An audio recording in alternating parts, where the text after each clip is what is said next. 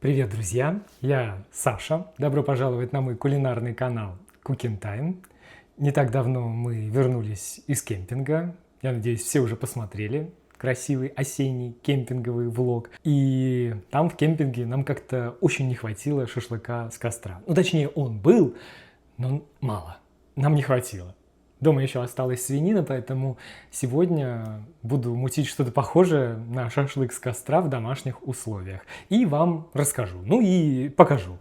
Как всегда, следите за руками. Поехали! У меня небольшие кусочки свиной вырезки, не жирной. Хотите, берите пожирнее. Если есть какие-то пленки, удаляем. И режем достаточно крупными кусочками. Лук чистим и режем полукольцами. Дальше нужен йогурт, я беру нежирный, можно использовать кефир. Для вкуса и аромата молотый кориандр. Обязательно свежемолотый черный перец и, конечно, соль. Все это перемешиваем, и еще нужна газированная вода.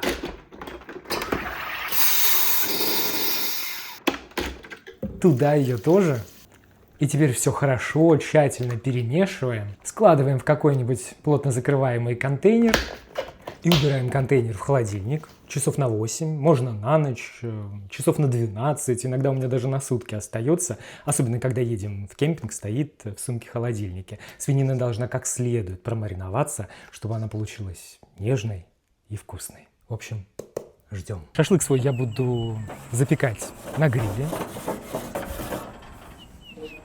Чтобы мой шашлык или не шашлык получился с дымком, прям как по-настоящему, я ставлю туда вот такую чугунную волшебную коробочку с замоченными заранее кленовыми щепочками, кленовыми, потому что мы в Канаде или где. С шампурами я заморачиваться не собираюсь, мы и в кемпинге этого обычно не делаем, запекаем на решетке. И дома, здесь в саду точнее, я буду использовать вот такое блюдо-решетку. Очень удобно для запекания мяса, овощей на гриле. Кусочки хорошенько промаринованной свинины выкладываю на это блюдо, решетку для запекания. Располагаю достаточно плотно. Лучок обязательно туда же. Когда гриль раскочегарится, щепочки вот-вот начнут дымиться. Ставим туда свинину поближе к щепочкам. Закрываем гриль. И теперь сначала на среднем прямом, а затем на среднем непрямом огне доводим свинину до готовности. В процессе разок переверните, чтобы они равномерно подрумянивались со всех сторон. Я для верности буду использовать щуп, термометр. Температура готовой свиной вырезки в данном случае должна быть не меньше 65 градусов Цельсия, 145 Фаренгейт. Гарнир сегодня очень простой. Помидоры, огурцы, фета, вкусное оливковое масло и свежий базилик. Ну, соль, перец. Просто и очень вкусно. Ну какая красота прекрасная. От одного запаха можно с ума сойти.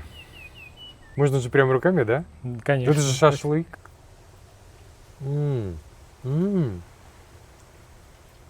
Какой нежнячий.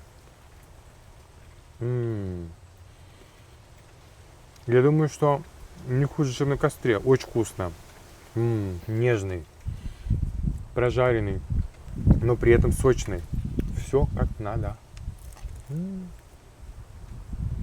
Прям всем срочно надо. Как говорится, салатик, дай бог каждому. Но в доме надо держать и другие закуски.